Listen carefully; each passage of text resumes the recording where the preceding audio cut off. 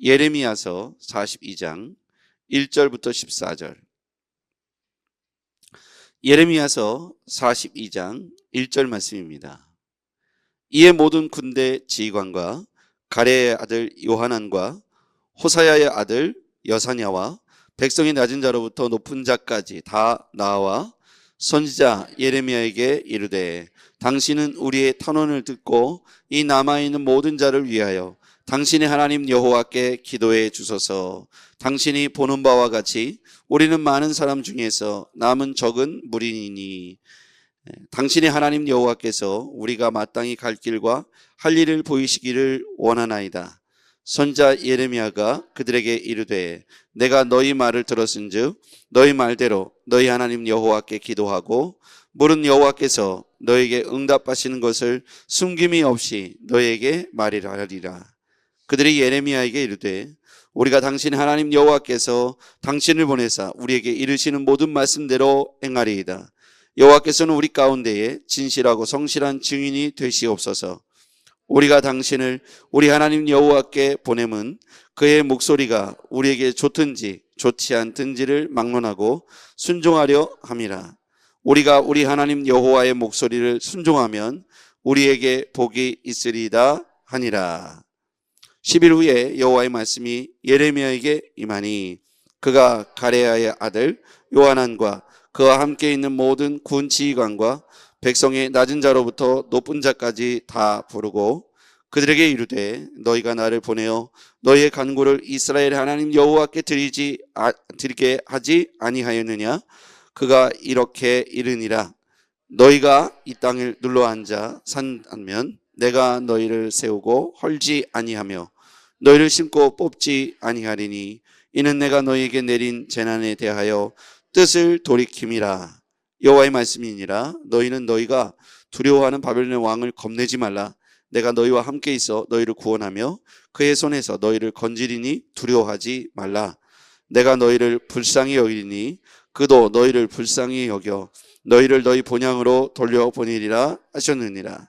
그러나 만일 너희가 너희 하나님 여호와의 말씀을 복종하지 아니하고 말하기를 우리는 이 땅에 살지 아니하리라 하며 또 너희가 말하기를 아니라 우리는 전쟁도 보이지 아니하며 나팔 소리도 들리지 아니하며 양식의 궁핍도 당하지 아니하는 애굽 땅으로 들어가 살리라 하면 잘못되리라. 아멘. 어제 말씀에 이어서 오늘 본문은 요하난과 호사의 아들 여사냐와 1절에 보면요, 낮은 백성의 낮은 자로부터 높은 자까지 다 선지자 예레미야를 찾아옵니다. 이유가 있겠죠. 예레미야를 찾아와서 탄원을 합니다. 2절 말씀에 보면 선지자 예레미야에게 이르되, 당신은 우리의 탄원을 듣고 이 남아있는 모든 자를 위하여 당신의 하나님 여호와께 기도해 주소서. 보면 여기에서 이 이스라엘 백성들이 예레미야 선지자에게 뭐라고 얘기하냐면 당신의 하나님 여호와께 기도해 주소서라고 표현합니다. 자기들의 하나님이 아니고 자신의 민족들의 하나님이 아니라 당신의 하나님, 예레미야의 하나님으로 이렇게 부르죠. 그런데 예레미야가 이 이야기를 쭉 듣더니 뭐라고 그들에게 다시 이야기합니까? 이 사람들의 요구는 뭐냐면 당신의 하나님께 기도해 달라고요. 우리가 여호와께서 3절에 보면 당신의 하나님 여호와께서 우리가 마땅히 갈 길과 할 일을 보이시기를 원합니다. 이렇게 예레미야에게 당신의 하나님께서 뭐라고 말씀하시는지 우리에게 좀 기도해 주십시오라고 표현할 때 예레미야가 이 이야기를 이렇게 받아들입니다. 4절 같이 읽어볼게요. 시작. 선지자 예레미야가 그들에게 이르되, 내가 너희 말을 들었은즉 너희 말대로 너희 하나님 여호와께 기도하고 무릇 여호와께서 너희에게 응답하시는 것을 숨김없이 너희에게 말하리라. 마치 이제 자신들의 하나님이 아닌 것처럼 좀 떨어져 있는 하나님인 것처럼 얘기하죠. 이 두 가지의 관점이 있습니다. 이 사람들은 지금 나의 하나님, 나의 하나님이라고 고백하지 않습니다. 당신의 하나님, 예레미야에게 그렇게 말하는 거죠. 당신의 하나님께 기도해 달라고요.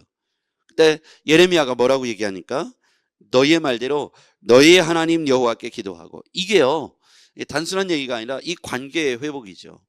여기서 문제의 핵심은 애굽으로 피하느냐 아니면 그 자리에 남아있느냐, 아니면 지금 이 문제에 있어서 자신들이 바벨론의 보복이 두려워서 지금 예레미야를 찾아온 거거든요.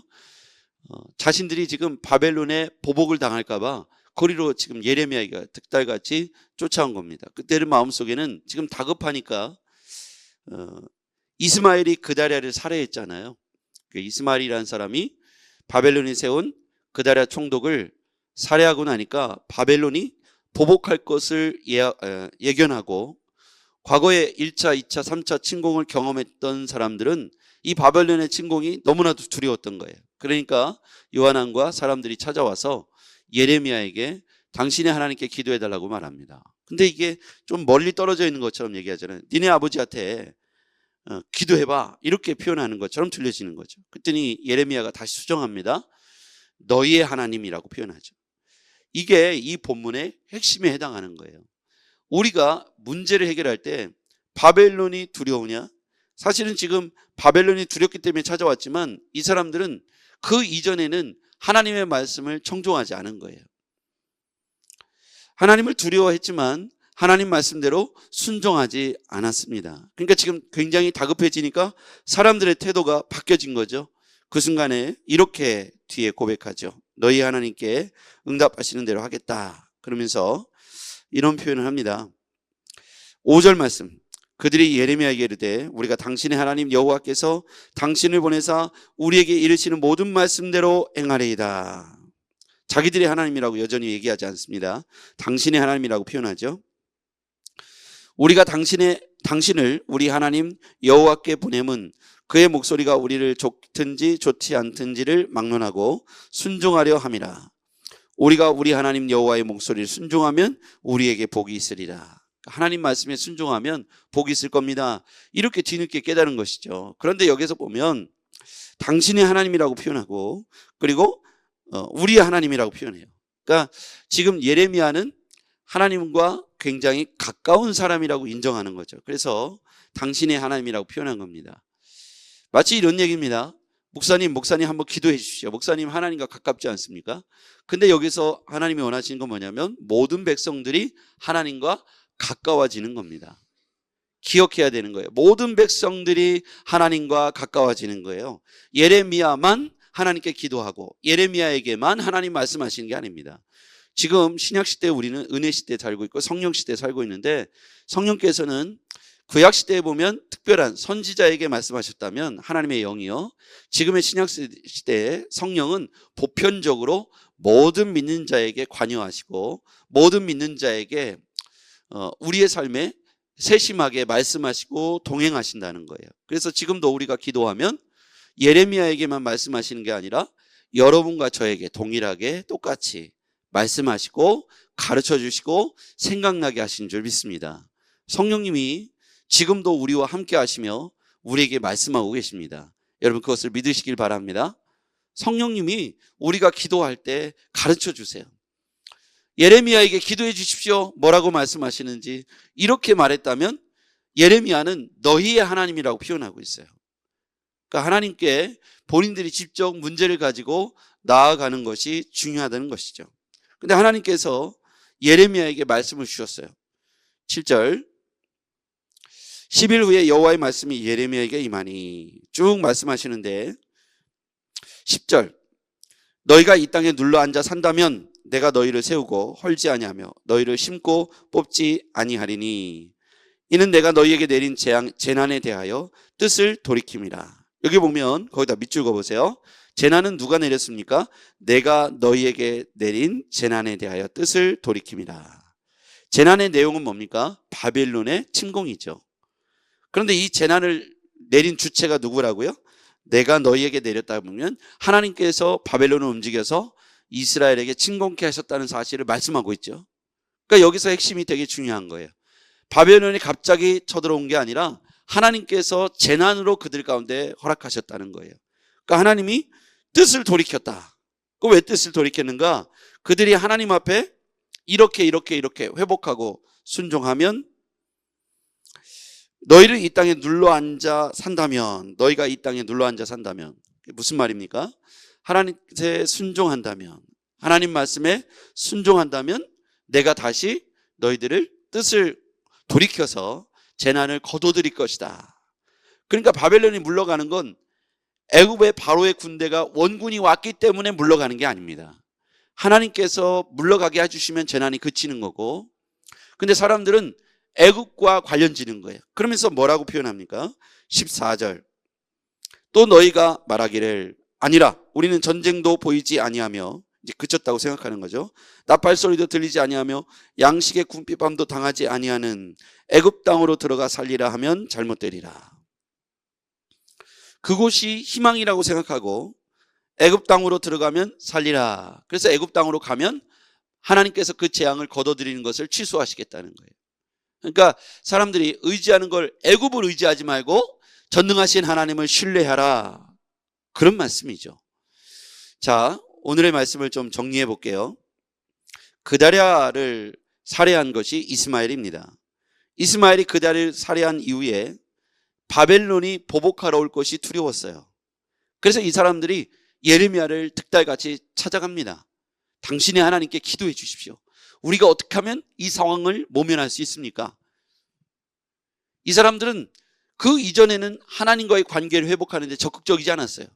오히려 애굽의 원군을 초청하는 것으로 마음과 시선을 돌렸어요. 근데 다급해지자 하나님께 찾아와서 하나님의 사람 예레미야에게 기도해달라고 부탁합니다.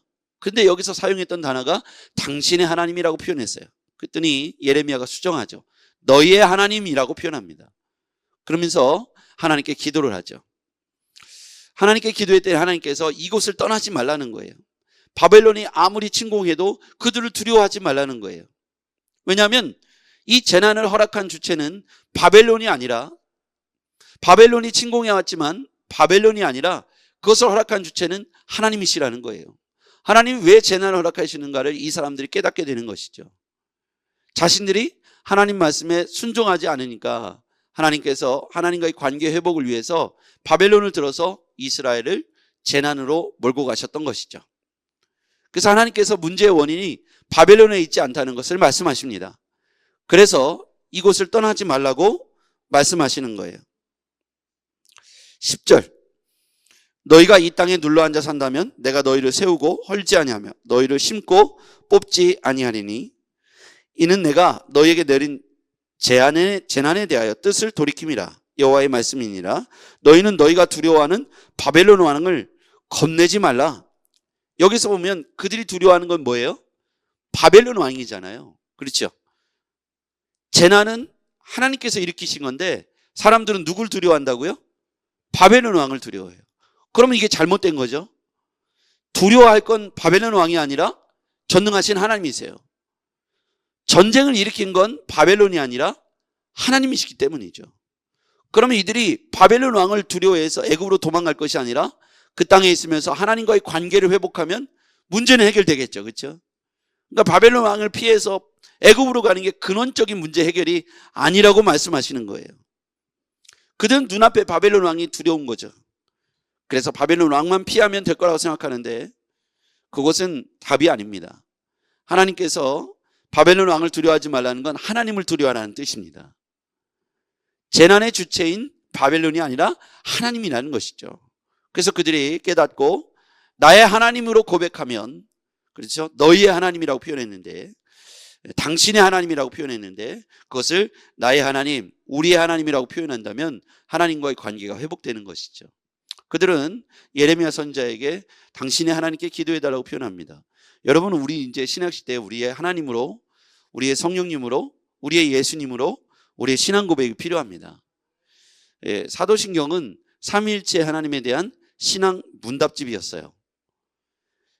초대교회 교부들이 신앙이 어떠한지 점검했던 신앙 문답서가 사도신경이었다는 거예요. 삼위일체 하나님을 질문하는 거예요. 사도신경이라는 게 크리드라는 것은 나는 믿습니다라는 뜻입니다. 나는 믿습니다. 뭘 믿느냐? 나는 성부 하나님을 믿습니다. 성자 예수님 믿습니다. 성령 하나님을 믿습니다. 이게 바로 신앙 고백서 사도신경이죠. 그 후에 사도들이 첨삭한 것들이 있는데 사도신경의 원래 용도는 세례 문답서, 침례 문답서였다는 거예요. 여기에서 나와 있는 핵심은 뭐냐면 삼위일체 하나님에 대한 신앙 고백이에요. 이 삼위일체를 믿지 않는 사람들이 당대에 있었다는 거예요. 성부, 성자, 성령을 다 믿지 않고 성부 하나님만 믿었던 사람들, 이게 바로 유대인입니다. 유대인들은 성자 예수님을 믿지 않았죠. 그렇기 때문에 이 유대인과 하나님 예수 그리스도를 영접한 사람들을 구별하기 위해서 이 크리드가 필요했던 것이죠. 신앙 고백이. 성부, 성자, 성령에 대한 고백이 있어야 돼요.